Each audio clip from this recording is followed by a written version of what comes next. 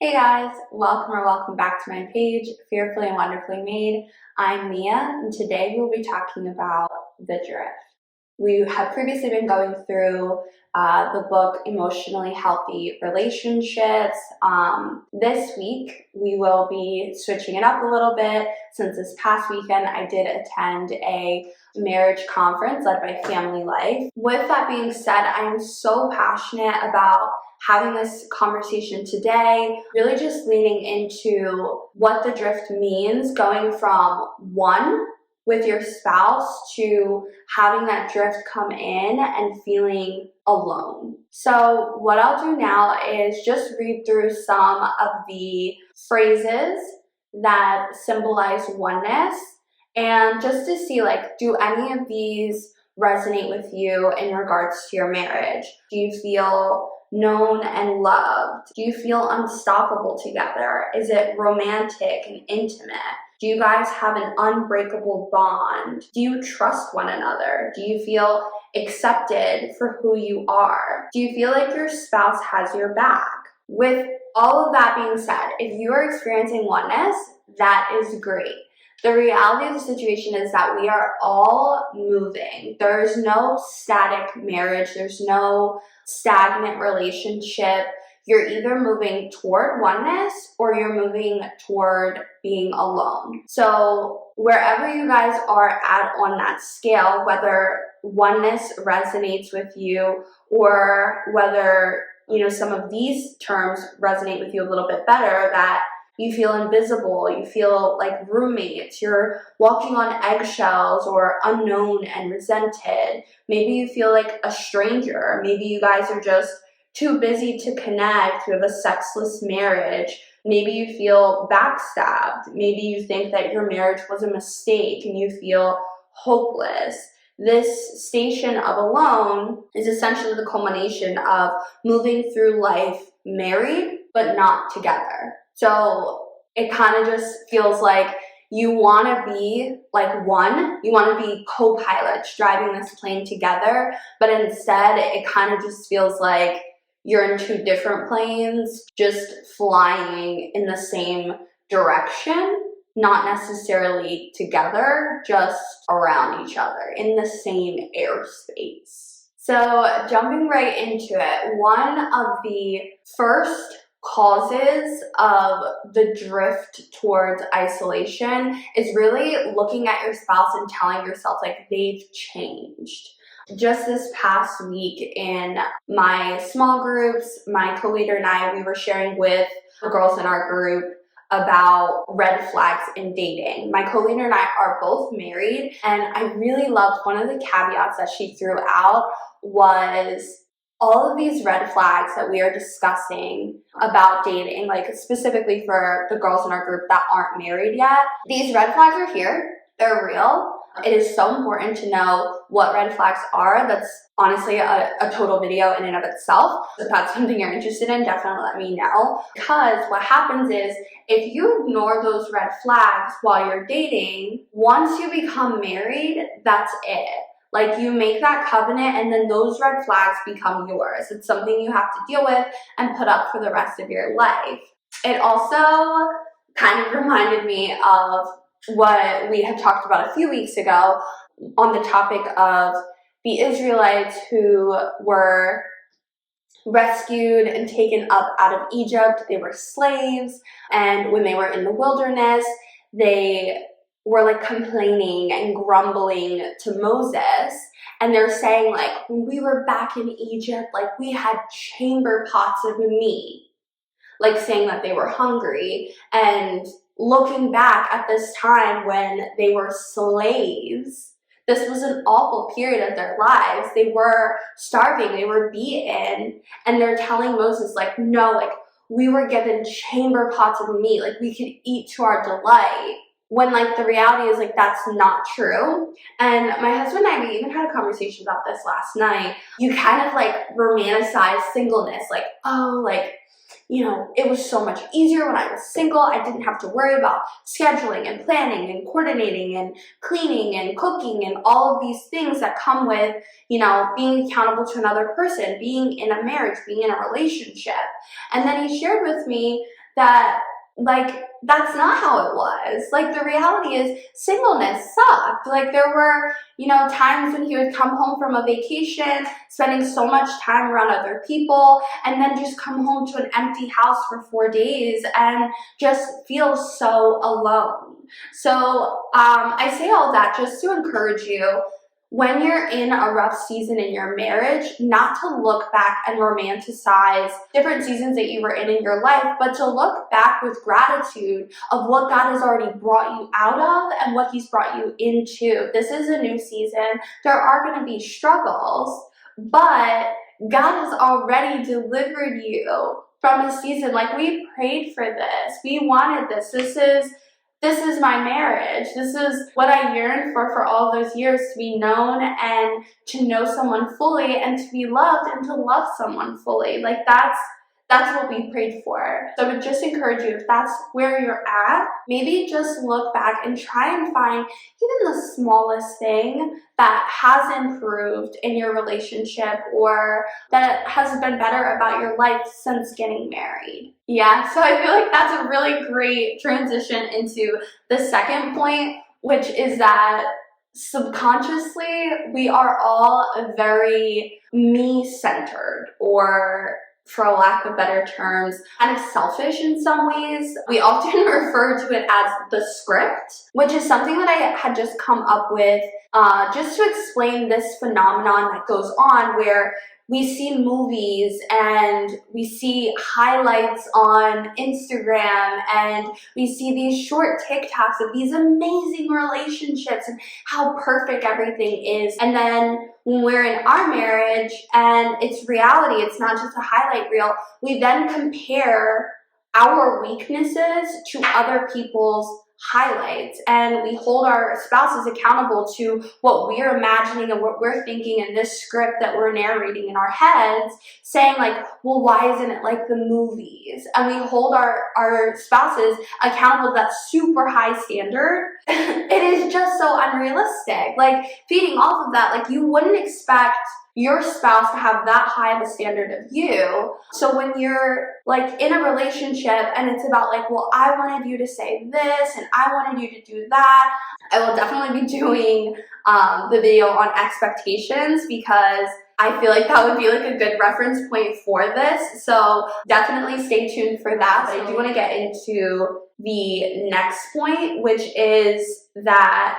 marriage is for better or for worse. In marriage, we cannot be Fairweather Friends. I'm just going to go through and read just a few things that happen in relationships that are so normal, so natural, that do cause divide if spouses aren't seeing their significant other and saying, this is the worst. This is what I vowed to you on our wedding day. Not just better, not just when it's fair weather and it's sunny. These are the storms. So some of them might be losing a job. It might be role conflicts. Maybe it's family drama. Maybe it's sexual expectations or money fights. Maybe someone actually gets sick and it's a health issue. Maybe you're dealing with personal baggage from the past. Maybe it's depression. Maybe you guys have, wayward children. Maybe you're just exhausted, right? I feel like that one, I'll just narrow it on a little bit, because exhaustion is real. Like, over this weekend when we had done a poll on communication, one of the biggest disruptors that the group had said was in the way of communicating with their spouse was just being tired. And I feel like when your spouse is tired, I know for me personally, my husband works 24 hours. He's a firefighter. So if they get a call in the middle of the night, he doesn't sleep. Like, it's as simple as that. For me, I'm going to bed. Like, I'm going to be in bed at 7 o'clock the night before. I'm waking up 6 o'clock the next morning. And like, my husband is sometimes going to come home and he's going to be like dog tired. Like, he's going to be run down. He's going to be exhausted. And going back to number 2, if I can't step outside of myself and move beyond the script of how I wanted my day to go, like what I was expecting, what I thought, what I want, and realize, no, my husband is exhausted. And this is a situation where I can stand true to my vow that I will love him unconditionally for better or for worse. with all that being said, I do just want to share this beautiful quote that was in this packet that we're going through.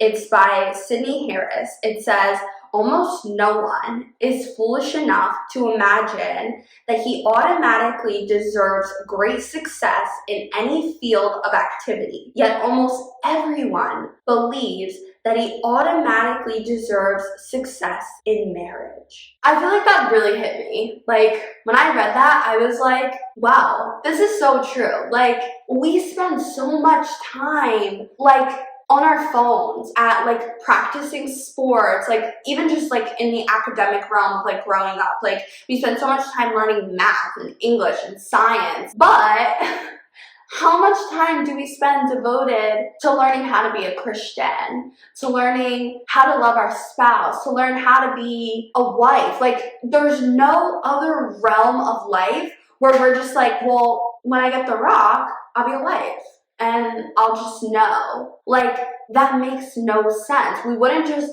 show up on an airplane, walk into the cockpit, and just expect to successfully fly the plane. That would be scary. And yet, we walk into marriage, both of us, hopefully in the same plane, sitting in the cockpit like, what are we doing here? One of the things that we essentially have taken away from this is that we really need to spend a lot more time just like doing devotionals together, doing Bible studies together, praying together, reading marriage books, not separately, but also together. And one of the commitments that I absolutely love is we've decided in our marriage that 4 times a year, once a quarter, we'll go to a marriage retreat. We'll take a weekend away and invest in what we value, which is our marriage. All right, so with all that being said, I'm just gonna quickly read through the different levels from 1 to 10, of 1 being alone, 10 being experiencing oneness, and then kind of just think through while we're reading through these where you and your spouse are. With my spouse and I will just add a few caveats. It is fluid. Like, it might be something like right in this moment, I'm at 5, 2 hours ago I was at 1. Whatever it is for you, it can be fluid.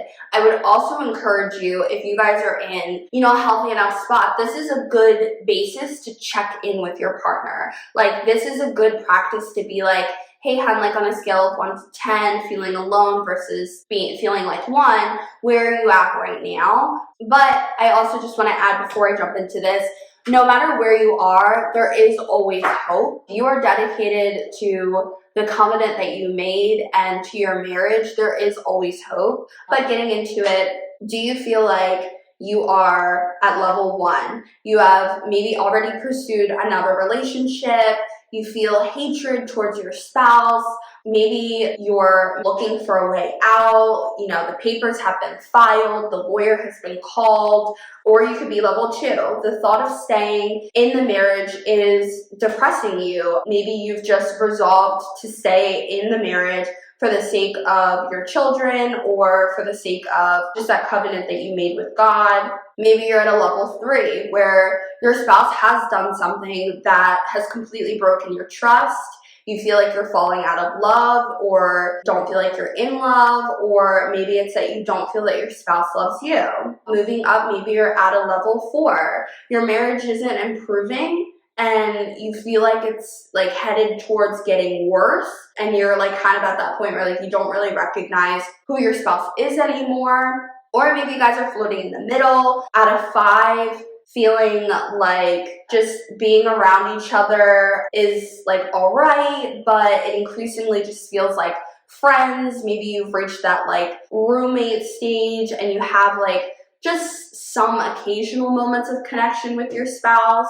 Moving a little bit more towards the oneness side, maybe you feel like your marriage could be more than what it is right now, but you love each other and you guys are working through it. Or this, I feel like, is the biggest gap, being that like going from 6 to feeling like you guys could work on it, to 7, feeling like you're in a healthy marriage, you understand each other's needs, and you guys spend time working on different aspects of your relationship. Maybe you're at an 8. Your love feels young and free and you're very satisfied in your marriage. You laugh, you play, and you guys resolve conflict quickly. Or maybe you're at a 9. Your marriage is resilient to any storm that life throws at you guys. You are confident that you will have a lifetime of love and you are committed to achieving that marital bliss. And then, of course, 10 out of 10. Your marriage is an inspiration to others. You are thriving in the marital oneness that God uniquely designed and designated for all of us. I love this quote here by Robert Anderson. In every marriage, more than a week old, there are grounds for divorce. The trick is to find and continue to find grounds for marriage. So with all that being said, just to wrap up the video, if you guys are, drifting more towards feeling alone, you get to make the decision. Is it A, give up? You're gonna just continue. You're just gonna keep drifting towards being roommates, just having that friendly relationship, but not romantic or intimate. You could also get on the boat where you just totally give up. Like, it's done. You give up on the marriage. The third option is grab a hold of God's vision for you, for your spouse, and for your marriage. Firstly, just beginning with you. If all else has failed, just take time to grow yourself emotionally and spiritually and grow in that relationship with God. Get a community of people around you, like-minded people that will not be pushing you to just leave your husband and give up on him, because God doesn't do that to us. You want to build yourself up with a community of people that are going to push you to grow in your relationship with God. So I know that was a lot. What I'm going to challenge you guys with this week will be identify where you can get 1% better. What I mean by that is just pick something that you can do consistently and faithfully. Start building those habits in your marriage. Maybe you want to greet your husband at the door every time he comes home with a kiss and a hug. Maybe you want to cook dinner or clean, or maybe it's, watching his favorite show instead of yours. Maybe it's getting involved in his activities or asking him about his day. What we always want to be doing is moving towards oneness. But with all of that being said, don't forget to drop down below, hit that like button, and subscribe if you haven't already. Make sure your notifications are on so you know as soon as the next video is up and ready to listen to. I would really love to interact with you guys, so feel free to drop down below, leave a comment, let me know what you think. But until then, be blessed, and I'll see you guys next time.